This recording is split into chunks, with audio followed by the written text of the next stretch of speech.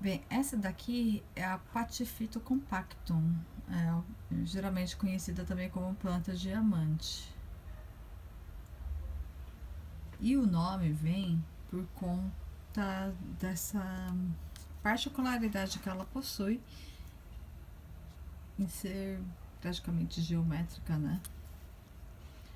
Ela tem umas linhas assim, é como se fosse uma dobradura, né? Hum, isso faz dela ser muito desejada.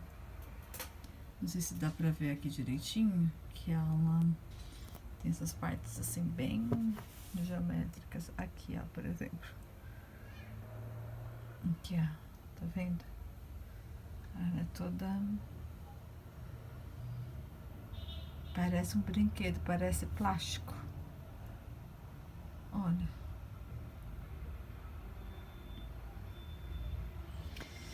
Bem, essa daqui, assim como as Patyphytums, né, que existem, ela é nativa do México, da região de Hidalgo.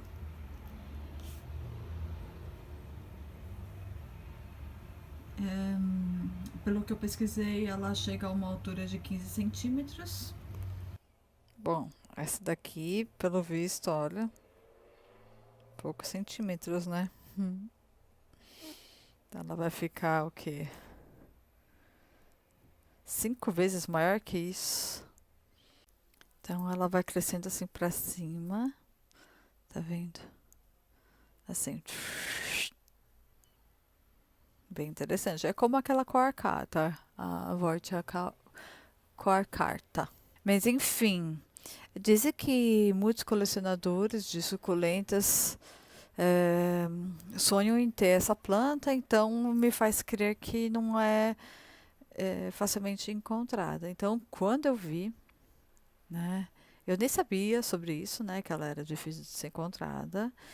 Quando eu vi, eu não hesitei em comprar, né. Em outro vídeo eu já falei quanto ela custou, mas enfim, vou repetir para quem, de repente, alguém não assistiu aquele outro vídeo, né. Eu estava no Ceasa na feira de domingo, feira mesmo, normal, aquela feira que vende peixe, frutas e legumes. E lá no fundão tem as barraquinhas de plantas, que vale muito a pena ir. Então, lá no domingão, fui, vi e falei, preciso comprar, né? Eu já vi apenas uma roseta vendendo por aí na internet, maior, talvez do tamanho desse vasinho aqui, tá? Por até R$ 35. Aqui eu consegui 3 rosetas, né? Pequenas, tá vendo? Pequenas, né?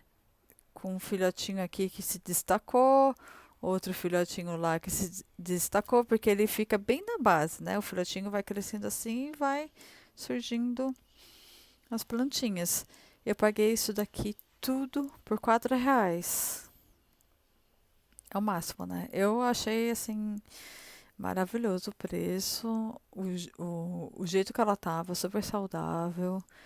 E, enfim, é apaixonante, eu não paro de olhar ela. E, bem, de Patifito, essa Patifito compacto é a única que eu tenho. Então, de todas as Patifitons, pelo menos só tenho essa. Então, eu vou aproveitar e falar um pouco sobre esse gênero. Tem origem do México, né? E o habitat dessas plantinhas são falésias e seixos. Bem, como é possível ver, vou colocar meu dedo aqui para vocês terem uma noção. Essa planta é jovem, né? Mas as folhas são gordinhas e carnudas e geralmente variam em cor de verde, laranja e até roxa. Essa daqui, por exemplo, a pontinha, por conta da exposição do sol ou do frio, né? Ela sofre o estresse e fica roxa. Algumas patifitons possuem aquele revestimento em pó que é chamado de farina. Farina, que é farinha em italiano, né? Bem, as flores dessa daqui eu vou esperar um bom tempo para ver, né? Porque é uma planta jovem. Geralmente as flores surgem, né? Na primavera e no verão. Bem, é importante saber que essa plantinha, né? As Patyphytums, elas não toleram muito bem as geadas, tá? Então, temperaturas abaixo de -6 graus Celsius, tome cuidado. Então, para quem mora no local que faz essa temperatura, que chega a essa temperatura no inverno, então coloque dentro de casa. E também, não só o frio extremo, né? Quando chega a 7 graus e quando você checar lá na previsão do tempo que a temperatura vai se manter 7 graus ou abaixo disso por muito tempo, também pense em colocar essa plantinha dentro da sua casa, porque ela não curte muito frio, assim, por tanto tempo, tá? Bem, ela gosta muito de calor. Lógico, como a grande maioria das suculentas, né, que é uma planta do deserto, ela gosta de calor. Ela gosta de calor, luz intensa. E também, geralmente, ela gosta de um solo não muito rico em adubo, enfim, né? Mas o importante, sempre, o solo tem que ser muito drenante.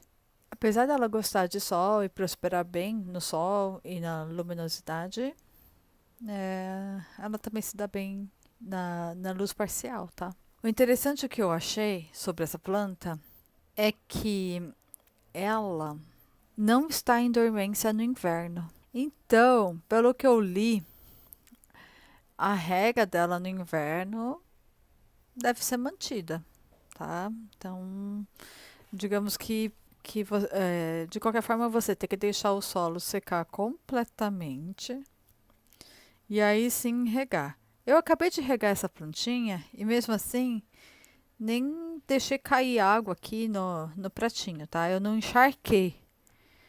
Eu só rego o suficiente. Como eu replantei essa planta há pouco tempo, eu sei aonde que tá a raiz. Então não preciso regar a ponto de molhar aqui embaixo. É besteira, tá? Bem, e se mesmo assim você está com dúvida se deve ou não deve regar, né? Às vezes você está com o substrato seco, mas a planta, sei lá, às vezes dá um medo de errar, né? Então, ela vai te mostrar o que ela precisa, né? Então, geralmente essas folhinhas que estão mais próximas ao substrato começam a enrugar um pouquinho. Então, é sinal de que realmente ela está com sede. Então, é melhor deixar ela com sede do que afogar ela, tá? Esse é sempre o cuidado na grande maioria das suculentas. Então não esqueça, no inverno, essa plantinha está com crescimento ativo, tá? Aliás, a grande maioria das plantas, né, pelo menos as suculentas, elas ficam em dormência no inverno, mas não quer dizer que elas não estão crescendo. Mas essa aqui, a Patyphyton, eu achei interessante que quando eu fui pesquisar sobre as Patyphytons, eu li que no inverno ela está super ativa, né? Enquanto a grande maioria das literaturas falam que a suculenta XPTO no inverno ela fica em dormência, essa aqui não. Essa aqui, pelo que eu li, né, é literatura inglesa, mas enfim, estava escrito lá que o inverno começa a temporada de crescimento ativo. Também é importante falar que não é necessário podar a planta. Se você deixá-la no solzinho, ela vai ficar compacta, assim, fofinha, linda. Tomar cuidado com cochonilha, né, que é comum. Dá uma checada também se tem cochonilha na raiz, porque às vezes a gente, olhando a planta assim superficialmente, a gente não encontra nenhuma cochonilha. Mas se você notar que ela estacionou, né, ela não está crescendo, ela não está ficando bonita, pode ser que tenha cochonilha na raiz. Então vale a pena, com todo cuidado, quando o substrato estiver bem seco, tirar a planta daqui, né, do seu vasinho e dar uma checada na raiz. Se não é cochonilha, talvez seja podridão também da raiz. Então aí você pode dar uma limpada nas raízes, né? Remover raízes emboloradas ou com podridão e, enfim, deixar secar bem para aí replantar. É interessante notar também que a pativéria, né? Essa aqui é a pativéria glauca. Descobri o nome dela recentemente. Inclusive, eu fiz até um vídeo, né, pedindo um help para algumas pessoas, caso alguém soubesse o nome dessa. Então, porque até então eu não sabia o nome dela, mas eu descobri a pativéria glauca. E a pativéria glauca, todas as pativérias, né, são híbridas. E quando é híbrido, né, quando uma planta é híbrida, tem um xizinho minúsculo lá no início do nome da planta. Então é um X, pativéria glauca. Essa daqui, ela é uma híbrida justamente de uma Pachyphytum, né? Não necessariamente essa compactum, tá? Com uma Echeveria, tá? Como essas aqui. Pelo que eu li, não se sabe exatamente qual Echeveria, mas em relação a Pachyphytum, eles acreditam que é um híbrido, é um cruzamento com aquela Pachyphytum hookeri. Inclusive, antes eu achava que essa daqui era um Pachyphytum hookeri. Eu achava que eu já tinha um Pachyphytum, mas não, essa aqui é uma Pativéria glauca. Eu só vou saber se ela é a Pativéria glauca ou Pativéria bea, porque no fundo eu ainda estou na dúvida, tá? Quando ela dá o pendão floral. O pendão floral de uma e de outra muda a cor, a forma é a mesma. Então, se ela for, acho que rosa, ela é a glauca. Se ela for amarela, é a bea. Então, só saberei mesmo quando tiver o pendão floral. Essa aqui também, a pativéria clavifolha, né? Essa aqui eu tenho certeza absoluta por conta do pendão floral.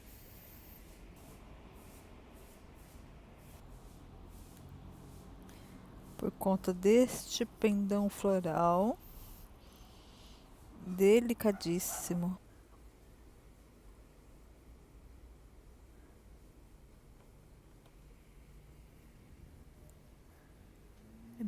É bem bonitinha, não é?